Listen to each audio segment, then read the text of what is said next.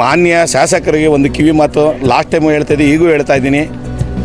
ಆ ಊರಿನ ಮುಖಂಡರು, ಪಂಚಾಯತಿ ಅಧ್ಯಕ್ಷರು, ಉಪಾಧ್ಯಕ್ಷರು ಹಾಗೂ ಆ ಊರಿನ ಮೆಂಬರ್ಗಳ್ನ ವೇದಿಕೆ ಮೇಲೆ ಫಸ್ಟ್ ಅವ್ರಿಗೆ ಜಾಗ ಕೊಡಬೇಕು. MLA ಈಸಿಯಾಗಿ ಗೆಲ್ಬೋದು ಸ್ವಾಮಿ. ನಾನು ಜನರಲ್ ಆದರೆ ಒಬ್ಬ MLA ಕ್ಯಾಂಡಿಡೇಟ್, ನಾನು ಆಕಾಂಕ್ಷಿಯಾಗಿದ್ದೀನಿ. ರಾಜಕೀಯ ಬಂದಾಗ ನಾವು ಎಲೆಕ್ಷನ್ ಬಂದಾಗ ನಾವೇ ಅವರೇ ಇವತ್ತು ಹೇಳ್ತಾ ಇದ್ದೀವಿ. ಆದರೆ ಅವ್ರ ಹಿಂದೆ ಇರೋ ಫಾಲೋವರ್ಸ್ ಏನು ತಿಳ್ಕೊಂಬಿಟ್ಟವ್ರೆ, ನಾವೇ ಲೀಡ್ರು ಅಂದ್ಕೊಂಬಿಟ್ಟವ್ರೆ. ನಾನು ಒಬ್ಬ ಸಾಮಾನ್ಯ ಮೇಷ್ಟ್ರು ಅಂತಂದು MLA ಮಾಡಿದಂಥ ಕೀರ್ತಿ ನಮ್ಮಲ್ಲೂ ಇದೆ. ಈಗ ಮಾನ್ಯ ಶಾಸಕರು ನಮ್ಮ ನಡೆ ಹಳ್ಳಿ ನಡೆ ಅಂತ ಮಾಡಿದ್ರು, ಅದಕ್ಕೆ ನಾವು ಸ್ವಾಗತ ಮಾಡ್ತೀವಿ.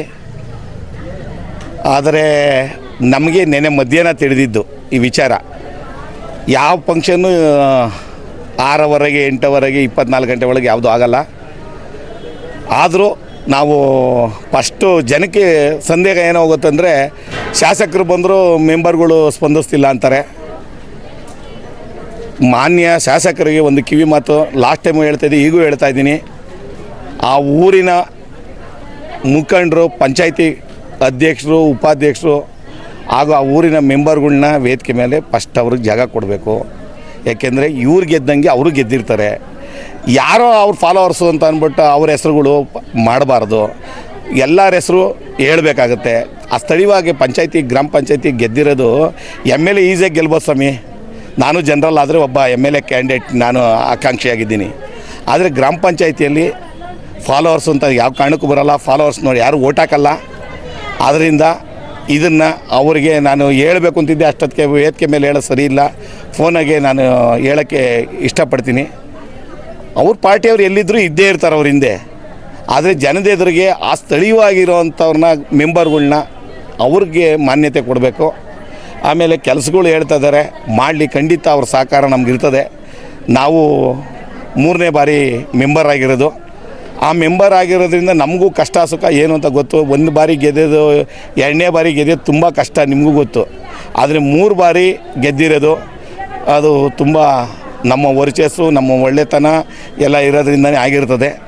ಅದರಿಂದ ಇನ್ನು ಮುಂದೆ ಯಾರು ಆ ಪಂಚಾಯತಿ ಊರಿಗೆ ಹೋದಾಗ ಫಸ್ಟು ಯಾವ ಪಕ್ಷದವ್ರನ್ನ ಆಗಲಿ, ಪಕ್ಷ ಏನು ಗ್ರಾಮ ಪಂಚಾಯತಿ ಒಳಗೆ ಪಕ್ಷ ಇಲ್ಲ. ಇದು ನಾನು ಇವತ್ತು ಹೇಳಿದೆ, ರಾಜಕೀಯ ಬಂದಾಗ ನಾವು ಎಲೆಕ್ಷನ್ ಬಂದಾಗ ನಾವೇ ಅವರೇ ಇವತ್ತು ಹೇಳ್ತಾ ಇದ್ದೀವಿ.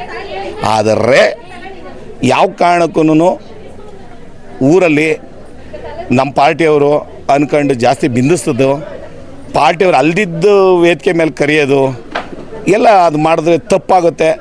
ಯಾಕೆಂದರೆ ಅದು ತುಂಬ ನಮಗೂ ಬೇಜಾರಾಗುತ್ತೆ. ಮೈನಹಳ್ಳಿಯಲ್ಲಿ ಮಾಡಿದ್ರು, ಮೈನಹಳ್ಳಿಯಲ್ಲಿ ಮಾಡಿದಾಗ ಹೆಂಗಿತ್ತು, ಈಗ ಗ್ರಾಮ ಪಂಚಾಯತಿ ನಮ್ಮ ಗೊಲ್ಲಹಳ್ಳಿಯಲ್ಲಿ ಮಾಡಿದಾಗ ಯಾವ ಥರ ಗೌರವ ಸಿಕ್ತು ಅಂತ ಅವ್ರಿಗೆ ಗೊತ್ತಾಗಿದೆ ಆಗಲೇ. ಸ್ಥಳೀಯವಾಗಿ ನಾವು ಯಾಕೆಂದರೆ ಜನಕ್ಕೆ ಗೊತ್ತಿರಲ್ಲ.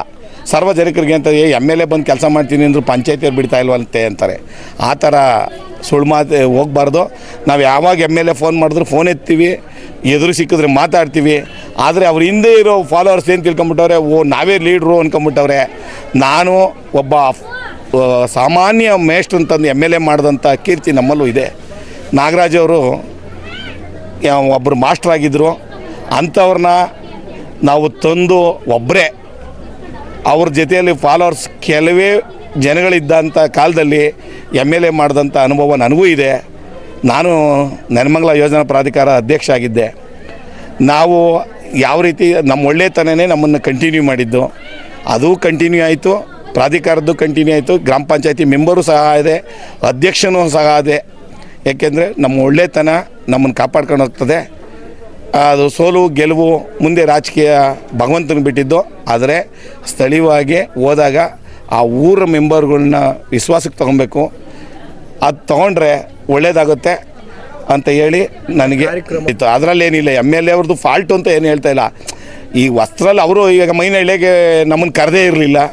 PDOಗೆ ನಾವು ಚಾರ್ಜ್ ತಗೊಂಡು ಏನು ರೀ, ನನ್ನ ಪಂಚಾಯತಿ ನಾನೇ ಸುಪ್ರೀಮು, MLA ಎಲ್ಲ ಸುಪ್ರೀಮು. ನನ್ನ ಗ್ರಾಮಕ್ಕೆ ಪಂಚಾಯತಿಗೆ ಬಂದಾಗ ಅಧ್ಯಕ್ಷನೇ ಸುಪ್ರೀಮು. ನಾನು ಅಂದರೆ ಅಧ್ಯಕ್ಷ ಆಗಿದ್ದಾಗ ಮಾತ್ರ.